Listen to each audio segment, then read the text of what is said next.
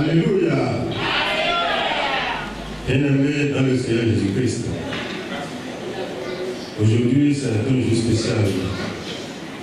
Étant entendu que c'est la veille de la rentrée scolaire pour tous nos enfants. Et je sais combien de fois la rentrée pèse pour les parents que vous êtes, pour les humains que vous êtes, parce que vous avez des frères et sœurs qui n'attendent que pour que votre soutien pour pouvoir prendre le chemin des classes demain matin. Dieu va vous soutenir dans vos difficultés. C'est vrai, cette semaine, il y a un thème qui est intitulé « Heureux les morts qui sont morts dans le Seigneur ». Vous et moi, si un mot nous effraie, si un mot nous fait autant peur, c'est la mort. C'est l'évocation de ce nom, de ce mot qui effraie tout le monde. Même dans les plus grosses difficultés, quand on nous demande de mourir, nous préférons toujours la vie. Même si nous pleurons, nous disons que la mort nous est préférable, quand la mort ouvre les bras et nous appelle, nous préférons sourire et nous nous disons attends, attends, attends. Dieu a créé le monde et il nous a créés à son image et nous a mis dans le monde. Tous les êtres humains, autant que nous sommes, quelles que soient les positions sociales que nous occupons ou les positions spirituelles, nous avons un rendez-vous certain qui est la mort. C'est ça qui est dit dans le livre de Jacques, en son chapitre 4, verset 14. Jacques, chapitre 4, verset 14. Ne savez pas ce que arrivera demain. Vous, qui êtes encore dans l'incertitude de demain, oui. Car qu'est-ce que votre vie? On me demande, nous avons vu aujourd'hui, de poser-vous la question, c'est quoi votre vie? Oui. Vous êtes une vapeur qui paraît pour un peu de temps. Nous sommes une vapeur. Oui, la vapeur. Quand on met quelque chose sur le feu, on ouvre le couvercle.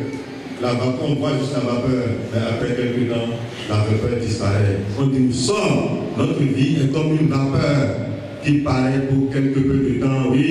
Et qui ensuite disparaît. Et qui ensuite disparaît. C'est dire que nous sommes tous appelés à disparaître un jour, oui. Vous devrez dire au contraire. Nous devons dire au contraire. Si Dieu le veut. Si Dieu le veut. Nous vivrons. Et nous ferons ceci ou cela. Merci beaucoup. Nous devons dire au contraire. Si Dieu le veut, nous vivrons et ferons ceci ou cela. C'est dit quoi? C'est dit qu'au bout de la vie, il y a la mort. Cette mort, elle peut être prématurée. Accident, une maladie incurable, une calamité et bien d'autres. Mais nous demanderons à Dieu toujours de nous garder. Et ces enfants qui sont devant nous ce matin ont connu, à fleur de l'âge, cette douleur, cette affliction de perdre un être cher. Soit c'est la mère, soit c'est le père, ou parfois c'est les deux. Et qu'est-ce que Dieu nous demande?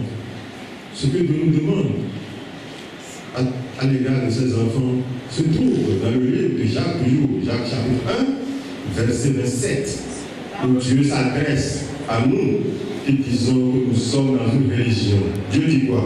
La religion pure. La religion pure, oui. Sans tâche devant notre Dieu. La religion pure qui est sans tâche. Je suis céleste, je suis chrétien céleste, je suis dévancier, je suis fidèle, membre de cette église. C'est Dieu qui parle. Il dit, la religion qui est pure et qui est sans tâche devant le Seigneur, oui. Consiste à visiter les orphelins. Consiste à visiter les orphelins, ceux qui ont perdu père ou mère ou les deux. Ça consiste à les visiter. Ce n'est pas seulement aller les regarder, aller dans leur maison. Ça consiste à leur apporter un soutien que la fonction, la dernière acte de papa au chauffard est en train de jouer aujourd'hui. Oui. Les veuves dans leurs afflictions. Les veuves dans leurs afflictions, merci beaucoup. C'est tout ce que nous pouvons faire. Nous ne pouvons pas ramener à la vie leurs parents qui les ont perdus. Nous ne pouvons pas ramener à la vie leurs mères qu'ils ont perdus. Mais nous pouvons les visiter, nous pouvons les aider, nous pouvons les appuyer, nous pouvons les soutenir. Nous pouvons constituer cette famille qui est indispensable pour eux, parce que nous sommes tous membres d'une famille. Nous sommes membres d'une congrégation, membres de l'église du Christ céleste. Si tu ne sais pas, en étant membre de cette église, que tu fais partie de la grande famille des célestes, alors tu te trompes de chemin. Bien-aimé dans le Seigneur Jésus-Christ, le thème de ce matin est assez évocateur de ce que demain nous réserve. Un demain qui n'est pas si loin, un demain qui est proche, une date qui est pour tous les chacun. Nous n'avons pas des dates collectives. Nous ne mourrons pas tous ensemble. Nous allons mourir mais nous finirons toujours par mourir. Peu importe la durée de notre vie sur terre. Et c'est pourquoi il y a deux tests qui nous ont été lus ce matin. Le premier test est tiré du livre de Genèse en son chapitre 25, du verset 7 au 11e verset. Et le deuxième est tiré du livre de Jean en son chapitre 11, du 20e au 27e verset. Le premier test nous parle d'Abraham, de sa vie, ou plutôt de sa fin. Je vous demanderai simplement de lire Genèse, chapitre 12, du premier verset. Oui, Genèse 12, verset 1. L'Éternel dit à Abraham. L'Éternel dit à Abraham. Va-t'en de ton pays. Abraham vivait paisiblement dans sa famille. Il n'était pas orphelin. Il avait son père et sa mère à côté. Mais une nuit, l'Éternel l'appela et lui parla. Il dit, laisse cette famille, laisse ta famille, va-t'en de ton pays, oui. De la maison de ton père. Il dit, quitte la maison de ton père, quitte ton héritage. Abraham était l'aîné de la famille, donc il était prédestiné à hériter des biens de ses parents et du statut social de son père. Dieu lui a dit, quitte ton père, quitte ta mère, et va-t'en, oui. Dans le pays que je te montrerai. Dans le pays que je te montrerai, Dieu l'envoie vers une destination inconnue, un pays qu'il n'a jamais vu, qu'il n'a jamais visité, qu'il n'a jamais vu même en image. Dieu dit, laisse tout ça, et bien, oui. Je ferai de toi une grande nation. Avec la promesse, une promesse de faire de lui une grande nation. Il dit, je ferai de toi une grande nation, oui. Je te bénirai. Il dit, je te bénirai. Je rendrai ton nom grand. Et je rendrai ton nom grand. Et tu seras une source de bénédiction. Et tu seras une source de bénédiction. Merci beaucoup. C'est une promesse. Je leur fais la promesse à Abraham. Abraham vivait déjà dans un certain confort. Il avait de quoi manger, de quoi se vêtir, de quoi se soigner ou se loger. Et au-delà de tout, il avait une position ou un statut social à hériter. Mais au nom d'une voix, d'une promesse, le verset 4 du même texte. Vous verrez à quel âge Abraham partit. Comme l'Éternel lui avait dit. Comme l'Éternel lui avait dit, là où il y a la voix qui lui a parlé. Il partit, oui.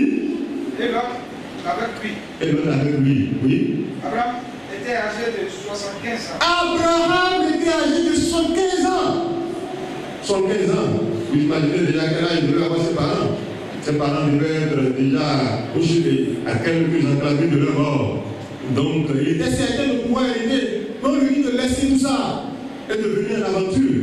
Parce que le demain que tu n'as pas vu, c'est de l'aventure. Demain n'est pas certain. Mais la voix lui a parlé à 75 ans. Et il s'est levé. Il a laissé des choses. C'est de la même façon que nous parle. Dieu nous appelle. Quand Dieu nous appelle, nous devons abandonner forcément quelque chose. Nous devons abandonner ton corps pour espérer en quelque chose. Et c'est justement le premier test. Qu'est-ce qui lui est arrivé quand il a écouté la voix de Dieu? Genèse, chapitre 25. Oui. Voici les jours des années de la vie d'Abraham. Il dit, voici les jours des années de la vie d'Abraham à 75 ans. Il a quitté la maison de son père pour obéir à la voix de Dieu. Et quand il est parti, qu'est-ce qu'il dit? Il vécut 175. Il vécut 175 ans. Ça veut dire que Dieu lui a donné encore 100 ans de vie paisible, oui.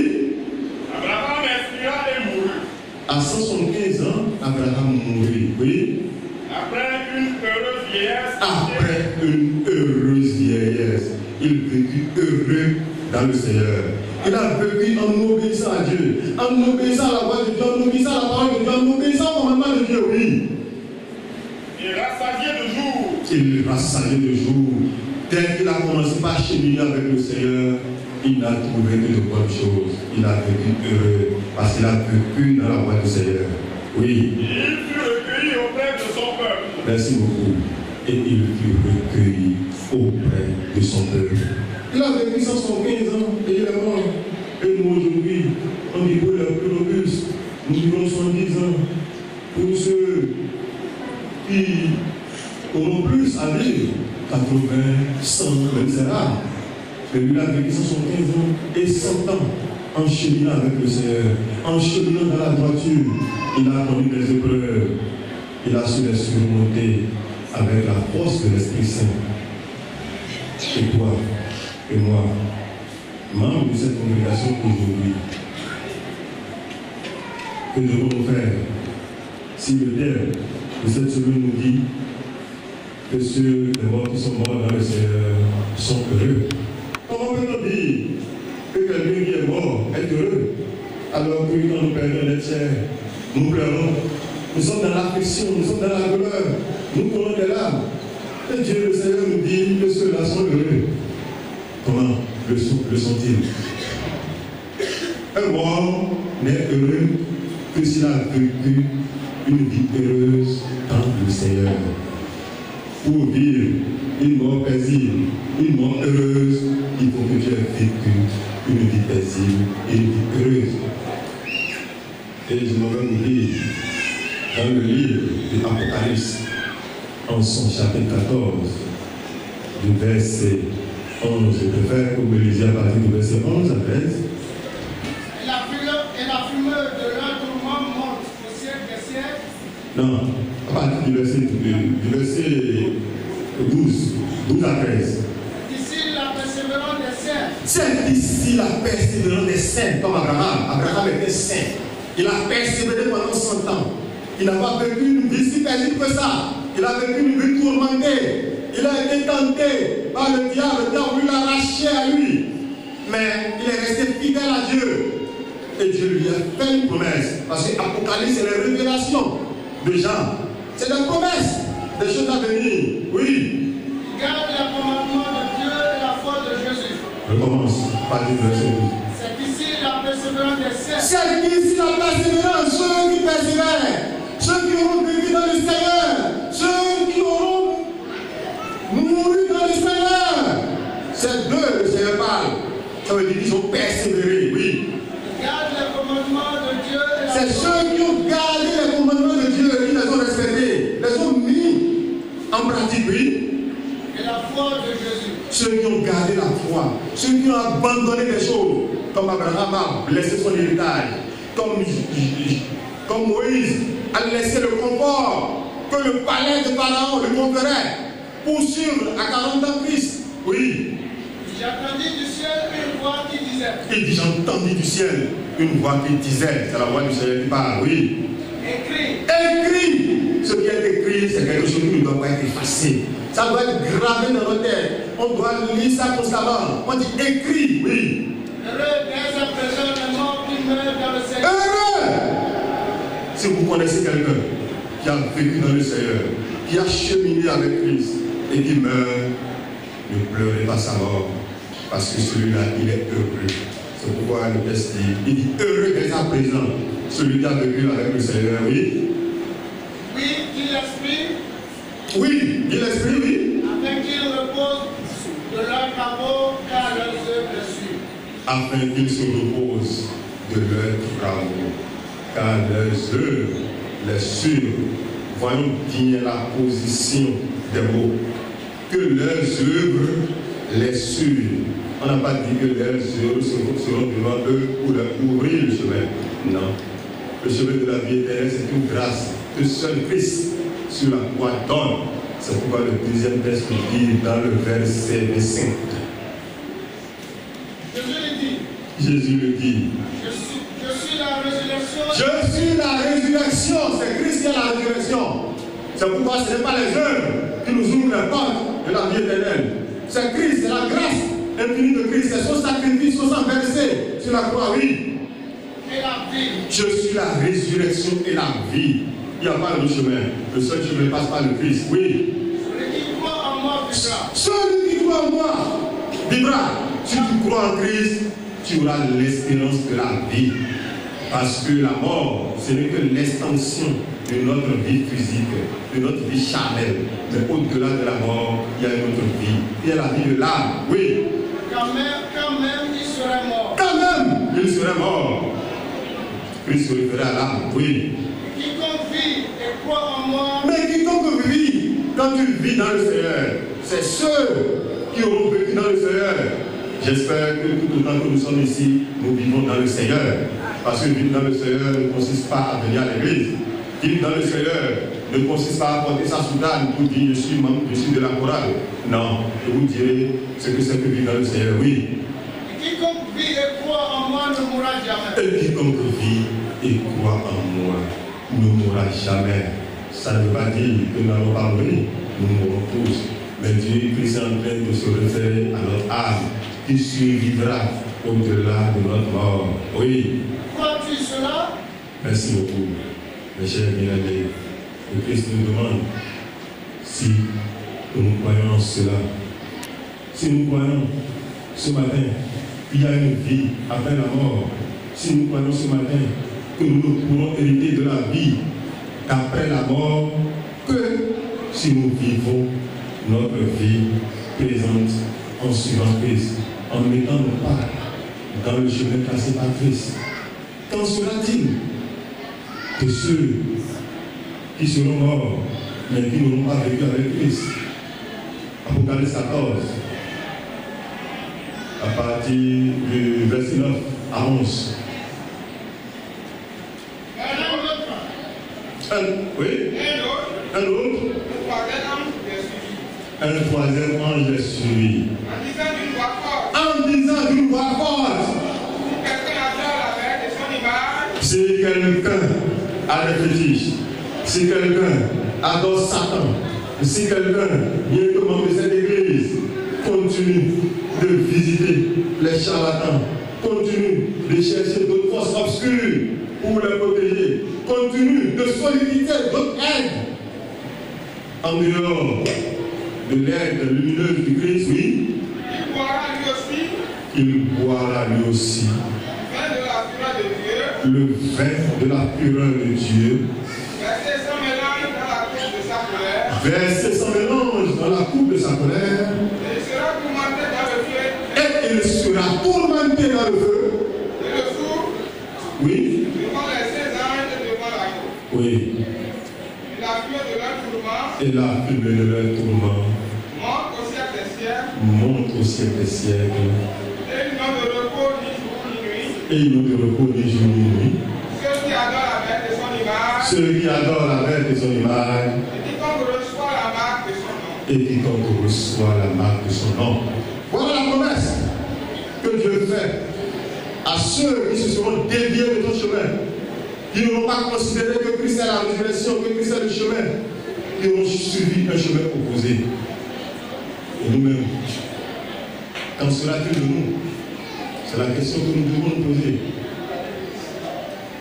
Si nous sommes tous conscients que la mort existe, nous devons tous être conscients qu'au-delà de la mort, il y a une vie. Mais cette vie dépend de notre vie terrestre. C'est pourquoi le livre de Matthieu 25. Matthieu 25, à partir du verset 31. Lorsque le Fils de l'homme viendra dans sa gloire. Ah! Sachez tous que nous soyons chrétiens ou athées. Sachez que le Christ viendra un jour. On dit lorsqu'il viendra dans sa gloire, oui. Avec tous les anges. Avec tous les anges. Il s'assiera sur le trône de gloire. Il s'assiera sur le trône de sa gloire. Toutes les nations seront assemblées devant lui. Toutes les nations seront assemblées, rassemblera tout le monde, oui. Il séparera les uns avec les autres. Il séparera les uns avec les autres. Comme le berger sépare les brebis d'avec les veaux. Comme le berger sépare les brebis avec les veaux. Et il mettra les brebis à sa gloire. Il mettra ceux qui lui auront obéi, ceux qui auront suivi sa voix, ceux qui auront compris et qui auront marché dans ses pas, il les mettra à sa droite, oui. Et les boucs à sa gauche. Et les boucs à sa gauche, ceux qui auront pris le chemin du diable. Oui. Alors le roi dira à ceux qui seront à sa droite. Alors, Christ dira à ceux qui seront à sa droite, oui. Venez, vous qui êtes bénis de mon Père. Il dit, venez, venez, vous qui êtes bénis de mon Père. Vous qui m'avez suivi sur cette terre, venez, venez à moi, oui. Prenez possession du royaume qui vous a été préparé. Il dit, le royaume qui vous a été préparé, allez-y, installez-vous. Prenez les champs que vous voulez, demeurez-y, oui. Dès la fondation du monde. Oui. Car j'ai eu faim. Il dit, j'ai eu faim. Oui, c'est ce que Christ nous demande. Il dit, car j'ai eu faim, oui. Et vous m'avez donné à manger. Et vous m'avez donné à manger. J'ai eu soif. C'est ce que Christ nous demande. J'ai eu soif. Et vous m'avez donné à boire. Et vous m'avez donné à boire. J'étais étranger. J'étais étranger. Vous m'avez recueilli. Et vous m'avez recueilli. J'étais nuit. J'étais nuit.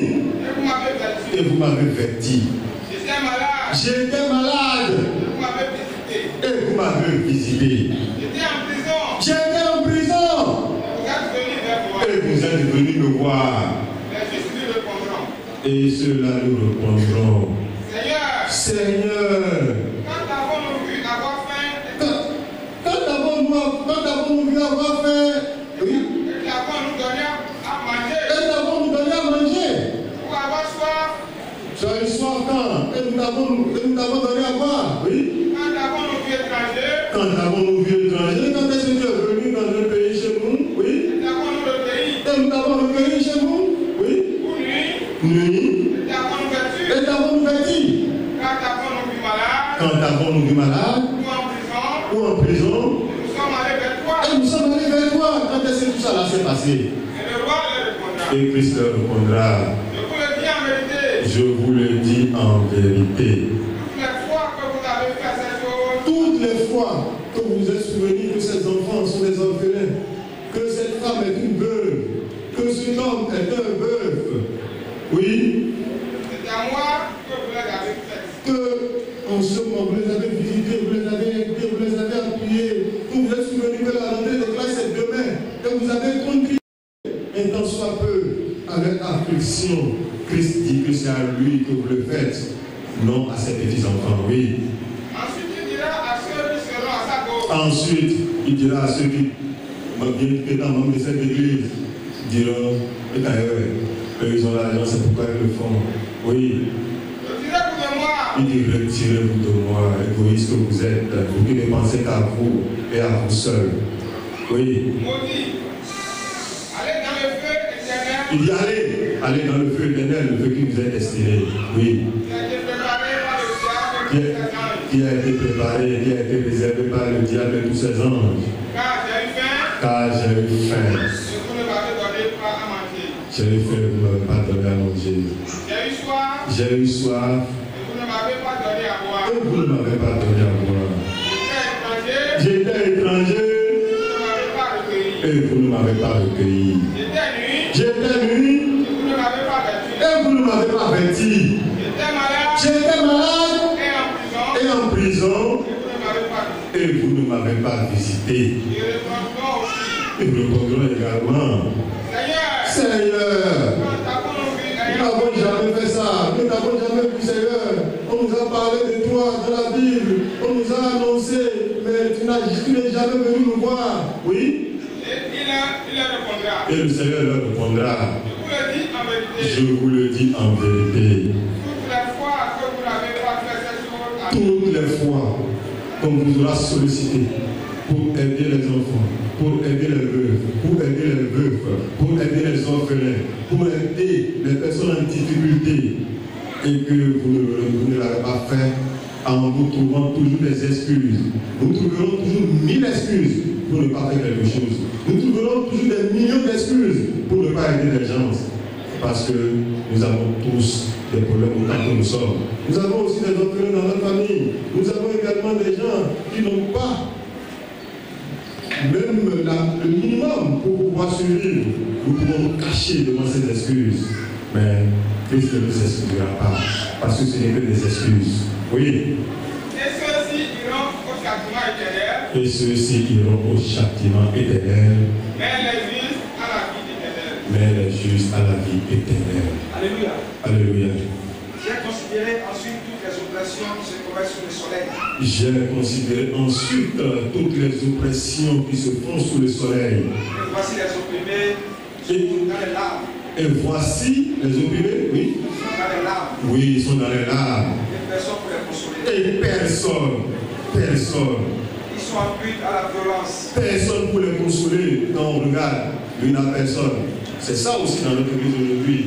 Et j'ai trouvé des Quand tu es morts. en difficulté, tu n'as personne derrière toi. Personne ne viendra à ton secours. La majorité des fidèles sont devenus égoïstes. Les gens ne pensent qu'à eux-mêmes. Oui. Et j'ai trouvé des morts qui sont déjà morts, plus heureux que les vivants. Et j'ai trouvé les morts qui sont déjà morts. Qui sont plus heureux Qui sont plus heureux. que les vivants qui sont vivants. Qui sont plus heureux que les vivants qui sont vivants. C'est difficile ça. Quand on voit des morts qui sont plus heureux que les vivants qui ne sont pas morts. Apocalypse 4, verset 2. Oui. Et j'ai trouvé les morts qui sont déjà morts. Et j'ai trouvé les morts qui sont déjà morts. Plus heureux que les vivants qui sont encore vivants. Plus heureux que les vivants qui sont encore vivants. Et plus heureux que les uns et les autres. Et plus heureux que les uns et les autres. Après encore existé, qui n'ont pas vu les mauvaises actions qui se trouvaient sous le soleil.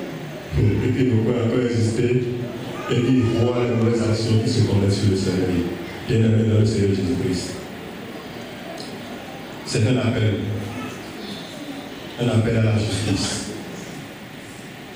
Mes chers enfants, mes chers frères et sœurs, ayez un seul modèle. Que Christ soit votre modèle. Ne regardez pas le pasteur ou les pasteurs. Ne regardez pas les chargés ou les présidents paroissiaux. Ne regardez pas les officiers ou les dévancés. Sinon vous allez tomber, vous allez trébucher. Et vous serez comme des boucs qui seront à cause du Père ou invité du feu éternel. Regardez Christ. Il est notre seul modèle. Oui. 1 Pierre 4, 17. Oui. Car c'est le moment où le jugement va commencer par la maison de Dieu. Ah, c'est pas moi qui le dis, c'est le livre de 1 Pierre 4, verset 17. Si vous demandez pourquoi vous l'avez critiqué, renvoyez-les vers le livre. Oui, on dit le jugement va commencer par la maison de Dieu. Or, si c'est par nous qu'il commence, si c'est par nous que le jugement commence, quelle sera la fin de ceux qui n'obéissent pas à l'évangile? Nous qui connaissons la parole de Dieu, nous qui prêchons, nous qui sommes des dévanciers, pasteurs ou autres, et qui enseignons, Christ dit que le jugement va commencer par nous. Et si c'est par nous que ça commence, parce que nous nous considérons déjà comme des princes, comme des héritiers du royaume, mais c'est une erreur. On dit si le jugement commence par nous, nous n'échapperons pas au jugement. Nous ne sommes pas exemptés du jugement. Nous n'avons pas le privilège. Non. Nous serons bel et bien jugés, autant que nous sommes. Oui. Et si le juste se sauve avec peine? On dit si celui qui est juste, qui connaît la parole, qui fait les péchés, on dit si se sauve avec peine, avec grande difficulté, s'il passe avec difficulté, que deviendront les s'il obtient lui, injuste, quelqu'un que vous trouvez très brillant, que vous trouvez droit, s'il obtient la mention passable de vous, qui avez l'habitude de prendre vous qui êtes, je ne dirai pas meilleur, vous qui êtes nuls, ou nous qui sommes nuls, oui. Que deviendront l'impie et le pécheur? On dit que deviendrons nous qui péchons tous les jours, que deviendrons-nous? C'est la question que nous devons nous poser. Vous raconterez l'anecdote d'un vieux sage, un savant, mais un athée, il ne croit en rien, parce que c'est un homme de science, il croit en la science. Comme toutes les personnes d'ailleurs qui sont riches, qui ont beaucoup d'argent, qui ne croient en leur bien. Parce qu'ils savent qu'avec l'argent, il peut faire bouger des choses. Mais sa femme est une grande croyante. Ils ont un enfant. Mais le père enseigne à l'enfant la vie. Parce qu'il préparait cet enfant à sa succession. Il préparait cet enfant à diriger ses entreprises. Mais parallèlement, la mère a compris le danger. Et la mère apprenait à l'enfant à payer, à avoir foi en Dieu. Mais malheureusement, seul Dieu donne la vie et la reprendre. L'enfant tomba malade. Les sciences du père savant n'ont pu le sauver. Et voyant sa mort venir, son papa et sa maman étaient à son chevet. Et l'enfant leur dit ceci. Papa, j'ai appris 2 choses dans ce foyer. Tu m'as appris la science. Tu m'as appris à ne pas croire en Dieu. Mais maman m'a appris à prier, à avoir foi en Christ. Je suis conscient que je devais mourir d'un instant à l'autre. De quelle mort veux-tu que je meure? Que je meure de la foi de ma mère ou de la foi de ta science? Et le père lui répondit, mon fils, meurs de la foi de ta mère. Bien-aimé, je voudrais que vous suiviez la foi d'Abraham et non la foi des dévanciers de notre Église. Je vous remercie.